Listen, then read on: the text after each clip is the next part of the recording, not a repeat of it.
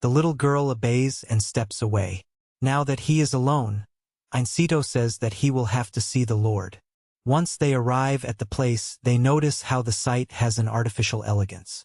Even so, the Prota tells them to return to his eye. Going into the castle, Invincible introduces himself, adding that the guild sent him.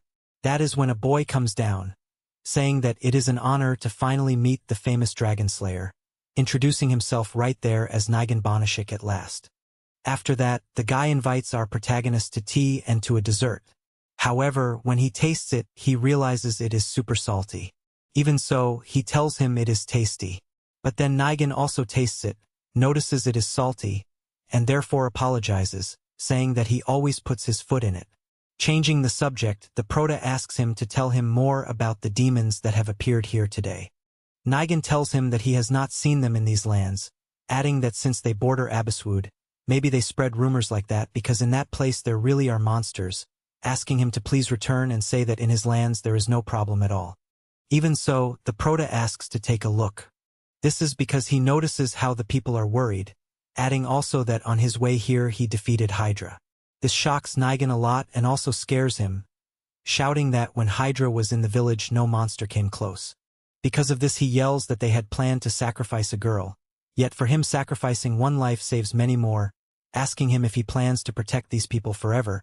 But since he is the Lord, he knows he must protect the lands his father left him, doing whatever it takes for that. Having said that, he leaves just like that, and when he goes out the Prota stays thinking about what the guy said. It is then that Yuri calms him, telling him that he should keep following the path that is right, because that is what matters the most.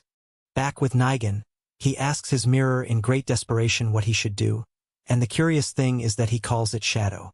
This one answers that they can easily replace Hydra, but the problem is Ein, convincing him to kill him, since it is not possible for a human to defeat a double S-rank dragon. Therefore he tells him that he must be a demon.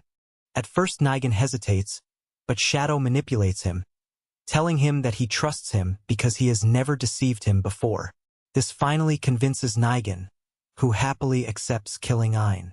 However, when he leaves, Shadow points out how easy it is to control humans who are weak of will, and also that very soon Shadow, the demon Viscount, will possess Nigan's body very soon. Back with the protagonist, they see how destroyed the wall is. What is strangest is that when they ask the people about the Lord, they refuse to answer or even run away from the question. As he is walking, he bumps into a man he was going to ask the same thing, but this one, very discouraged, says that surely he will abandon them just like the soldiers and the rest, showing them the field, because when Hydra died the monsters destroyed it, so he does not know if they will die first of hunger or by monsters around them. The Prota then uses his magic to make the field grow again, and on top of that he raises another wall, telling him that if they need anything they should ask him, because instead of giving up they should fight to live there. In that moment he bows, asking them to let him help. This makes the villager laugh, because it reminds him of the words of the former lord, who was very brave and fun. But since his son took the position, everything went to the void. That one was even the one who made the deal with Hydra, besides lowering the defenses and raising the taxes to the highest. But thanks to the Prota he wants to have hope again, so very happily he promises him that he will not regret it. Right there the Prota sees in the distance a horde of monsters, so decided, he does not care if they are thousands. He will not allow them to lay a finger on the village. Thus Ein climbs on top of the wall, noticing that there are too many, realizing that if they attack in a pack the wall will not hold them. At that moment Yuri appears, very worried, asking him what they will do. At the same time, when the villagers see the monsters, they think that surely this will be their end. This makes the Prota remember when the little girl shouted to him that she was very happy that he had saved them, and also when he spoke with that man who told him that he believed in him and gave him some hope. With that, he becomes serious and asks Yuri to get into his eye. She does so, and then the Prota asks the villagers to step away from that place. So with a jump he rises, keeping in mind that he promised he would protect her smile, not caring that they face thousands, because he will not allow them to touch the village, and he launches a helix bullet. However, even though it hits, there are still far too many. What is worse is that the creatures also leap up, forcing the Prota to seek support, and they throw themselves at him. He uses super evaluation and defends himself using flashing lightning and wind blade. Then, Lifting himself with the help of one creature, he uses gravity well, and inside it he unleashes a bunch of helix bullets.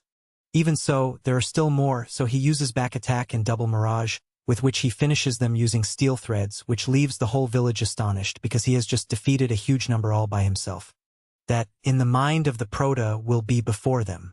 Even so, Ein says that he cannot even think of falling without having defeated them all. So he imbues Steel Saw and then Expansive Slash. Ursula admits that his range is expanding, but that he will be in danger if he forces his powers more. So she shouts that his body will not endure. Right then the creatures pounce on him. Even so, the Proto shouts that he cannot run away and uses Impact Strike, with which he cuts in half the group of creatures. Yuri, surprised, seems to say that he really finished them all. The Proto at this smiles, but he falls to the ground, and lying there he is happy that he was able to protect them. Seeing this, the elf, worried, asks him not to talk, because she will heal him.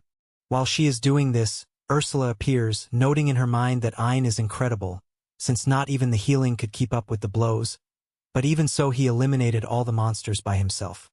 The Proto, now healed, wakes up and thanks Yuri, but then the little girl appears, calling the Proto-god and hugging him.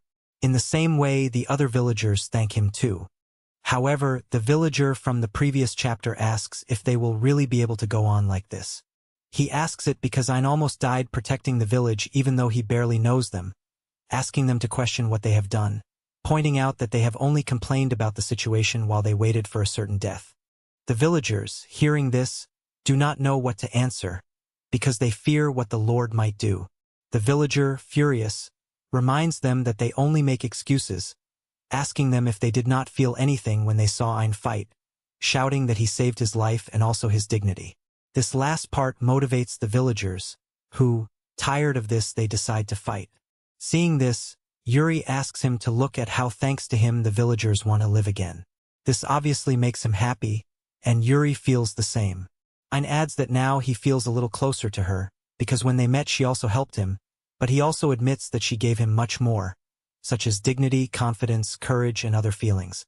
That is why he is glad to have been able to return some of that, because that brings him a little closer to her, wanting to see everything she sees, but at her side. Right then the gossiping villagers come closer, saying how beautiful youth is. This makes the lovebirds very nervous.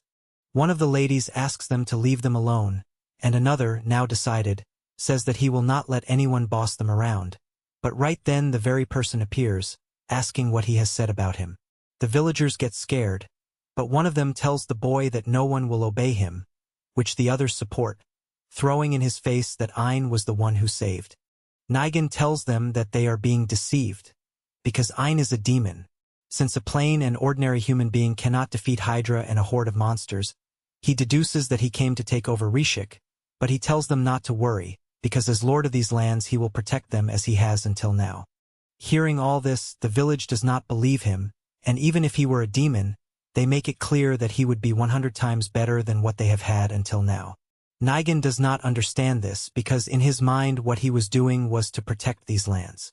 However, the man comes closer to Nigan, asking him if those lands he wanted to protect included them.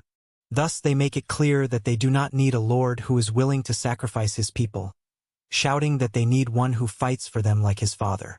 Nigan, on hearing this, remembers his father, and suddenly his head hurts and, falling to his knees, he takes out his necklace, asking Shadow what he should do. Ein quickly evaluates the necklace, but the details do not appear, recognizing that it is a concealment ability just like with Soid.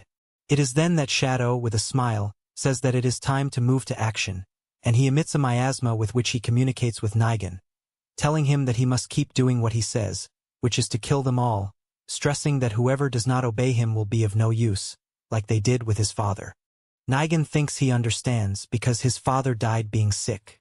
This amuses Shadow, who asks him if he still believes that, and he decides to tell him the truth. With that said, we see Nigan's past, when since he was little he admired his father for being so good with people even though he was the Lord, besides not being arrogant or weak, and on top of that everyone loved him, so he knew that in the future he wanted to be as good a Lord as him, but as he wanted to help he trips. Nigan, embarrassed, says that he is clumsy and also coughs. The villagers, worried, ask him if he is sick again. The little one denies it because his fever has already gone down. Then his father asks him to go play with his friends. Nigan wanted to help, but his father tells him that the duty of a child is to play, so he wants him to have fun with his friends. The boy, with no other option, agrees. So, as he was walking, he saw some children who were playing. Because of that, he goes over and asks them if he could play with them. But one of them, recognizing him as the Lord's son, says that his mother told him not to play with him because he would infect him. Hearing this, all of them run away from him, leaving poor Nigan alone, who says that he is not sick, only that his body is weak and that this does not spread.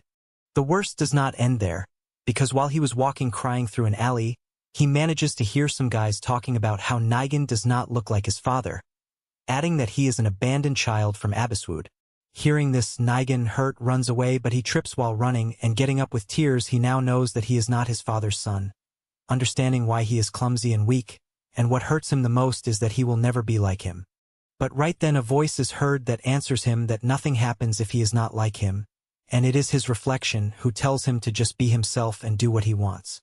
A surprised Nigan asks who he is, and his reflection introduces himself as Shadow, his imaginary friend, although he adds that it must be a secret, because he will disappear if someone discovers him, something the little one agrees to keep.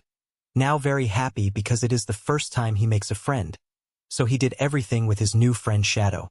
But one day Nigan found his father very exhausted and asked him if he was all right, which he confirms, being sure that some monster's miasma got to him. Already in his room, Nigan tells Shadow that he is very worried about his father. His reflection takes advantage of this and advises him that he can use some medicinal herbs that cure fatigue, asking him to check the plant guide. The little one obeys and, with Shadow's help, finds the information of a poison-curing herb, which details that it cures fatigue. With this, Nigan is happy and thanks Shadow, who answers that it is nothing because that is what friends are for. Once the tea is prepared, he gives it to his father, telling him that it will make him feel better. When he drinks it very happy, he tells his son that it works because he feels great, and he even tells him that he is very kind, hoping that he will never lose that kindness because he is sure that in the future he will be a great lord. However, after that his illness kept getting worse day by day. That is why he prepared an infusion with the herb and gave it to him daily. But on a fateful day he found his father without life. That day, very sad, he cried in front of Shadow, to whom he asked what he was going to do now, since he was not ready to be the Lord of Richik. His reflection agrees with this, but offers to give his support as a friend, saying that he will supply what he lacks and tell him everything he needs to know. This makes Nigan feel better, because he knows that Shadow will be by his side, happy that he is there with him, something that Shadow confirms, adding that that is what friends are for. So we return to their current conversation where Shadow tells Nigan, "You killed your father." At the same time, outside, the Proto tries to make the boy react, but although he can hear his voice, he does not pay attention, because inside he cannot believe what Shadow is telling him. Shadow then reveals that the medicinal herb he was giving him was actually a poisonous herb. Nigan denies this because in the guide it said that it was effective against fatigue. This amuses his reflection because that was his doing, changing the information in the guide. He also points out that the part about its effectiveness against fatigue was not a lie, because a dead man cannot be tired. And finally he asks him if he remembers when he told him Ein was a demon, telling him that that was a lie because, pointing at himself, he reveals that he is the demon. And although his original plan was to control Nigan's father and create a route to send humans to the demon realm, he could not do it because that man never lowered his guard.